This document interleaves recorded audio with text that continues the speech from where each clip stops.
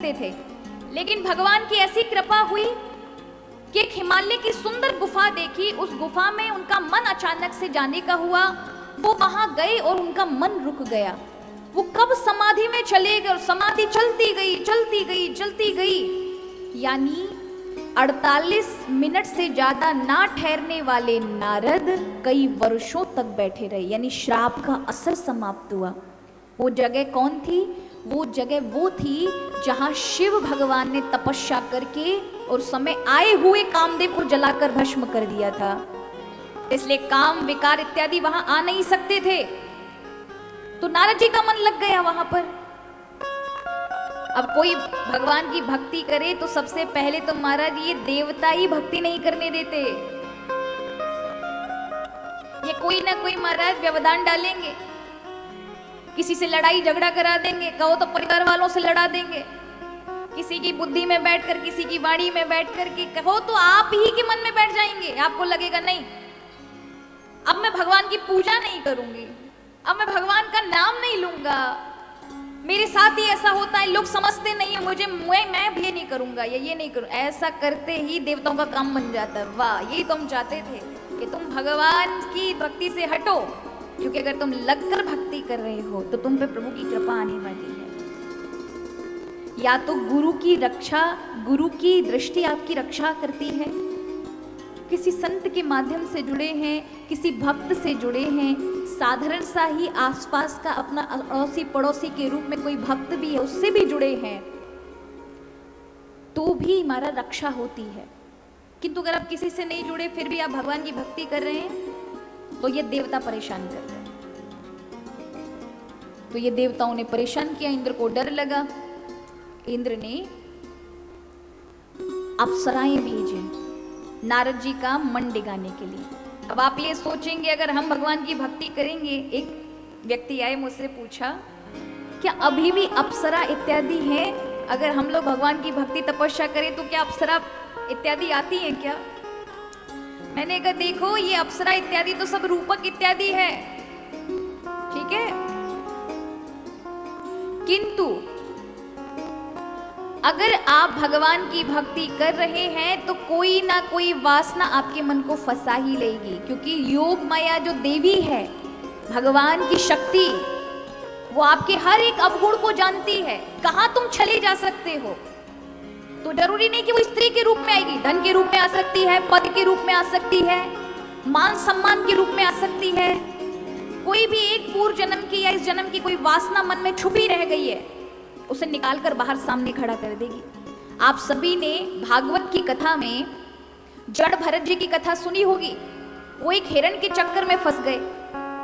उन्होंने पूरा घर छोड़ दिया था, परिवार, बच्चे, राज्य सब, लेकिन एक हिरण में उनका मन अटक गया।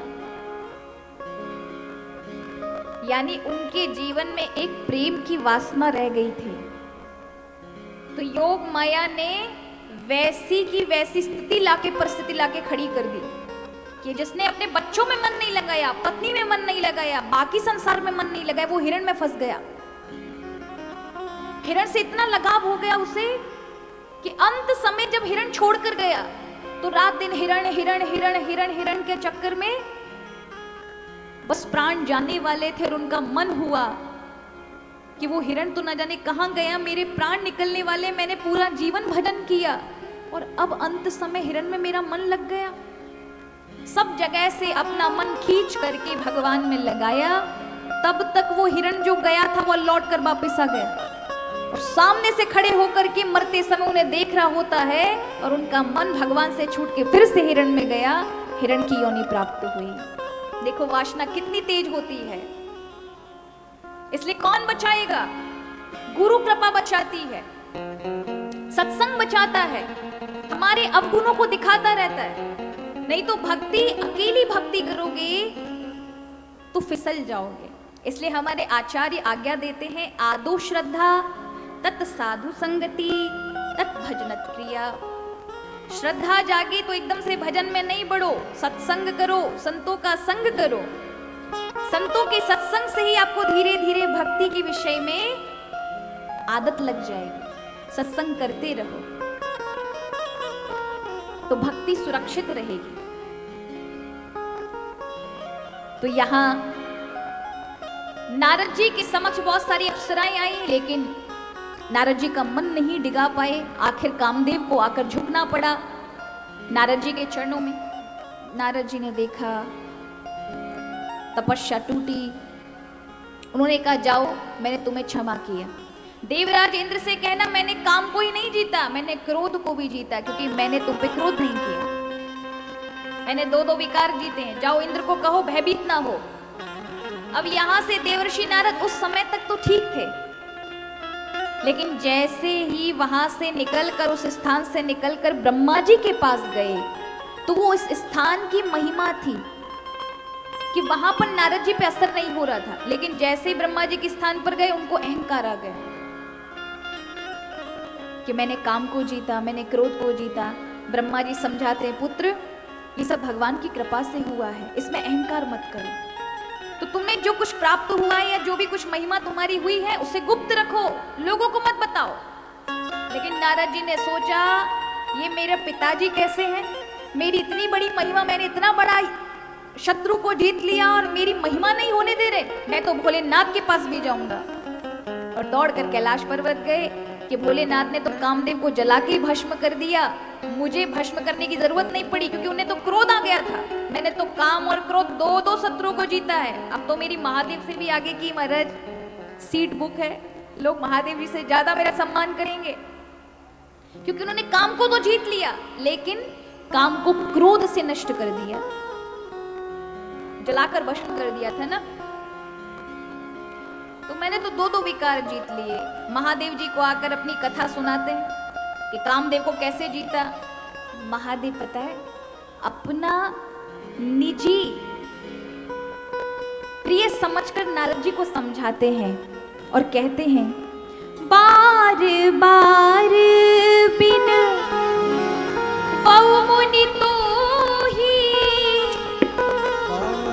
जीवी यह कथा सुनावहु मोहि। बार बार हाथ जोड़कर कहता हूं, जो मुझे सुनाया है भगवान को नहीं सुनाना, नहीं तुम्हारे लिए अच्छा नहीं रहेगा। नारद जी के मन में आया, वाह, बड़ाई नहीं सुनी जा रही, प्रशंसा नहीं सुनी जा रही हमारी, हम तो बताएंगे। दौड़कर श्रीपति भगवान वैकुंठनाथ के वैकुंठ की ओर गए। आज भगवान ने देखा, अब तक हमेशा नारद झुककर आते थे, लेकिन आज नारद नहीं आ रहे, अहंकारी कोई आ रहा है। तो भगवान स्वयं दरवाजे पर लेने आए हैं नारद को। नारद आप आए। भगवान इतना स्वागत सम्मान कर रहे हैं, नारद जी को फिर भी अकल नहीं आई। उनको लगा, वाह, मेरी महिमा का इनके कान में भी भनक पड़ गया कि अब नारद कोई साधारण नारद नहीं रहा है, कौन नारद आया है, इसलिए आज मेरा स्वागत करने के लिए भगवान यहाँ पधारे।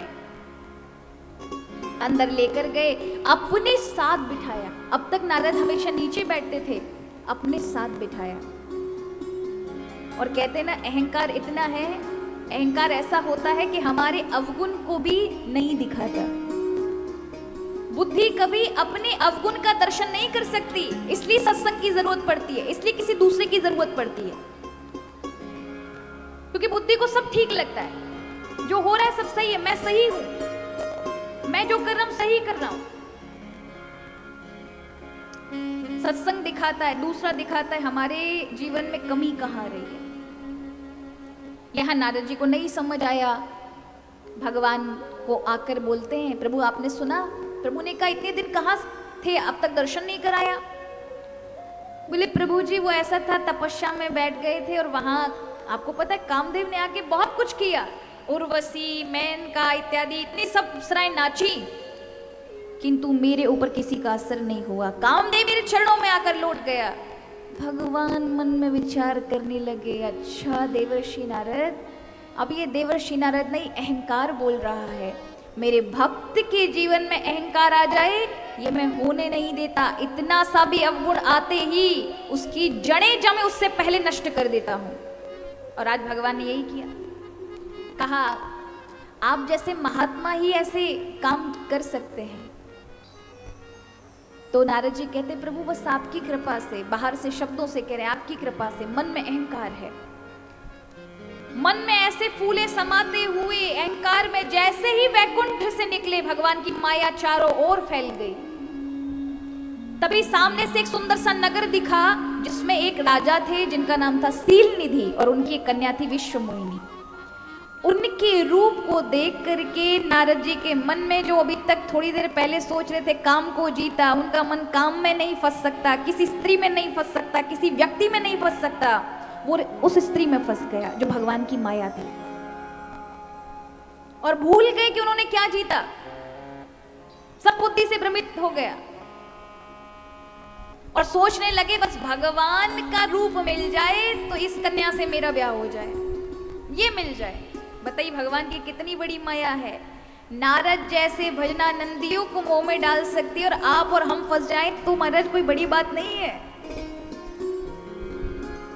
जो भगवान के इतने निकटतम है वो मोह में फंस जाते हैं और आखिरकार भगवान से सोचते हैं भगवान के पास जाएंगे, पता नहीं कब तक मिले। भगवान का स्मरण किया, भगवान उपस्थित हो गए। नारद जी ने कहा प्रभु मेरी इच्छा है कि मुझे कुछ देर के लिए किराए पर आपका ये सुंदर हरि रूप चाहिए। भगवान ने कहा ये तो सब आपका ही है, ले लीजिए, हरि रूप चाहिए ना, ठीक है। अब ये नहीं कहा हरि रूप में 3 रूप होते हैं, तोते का, बानर का और भगवान का। अब ये बताया नहीं कौन सा चाहिए, भगवान ने बानर का दे दिया महाराज।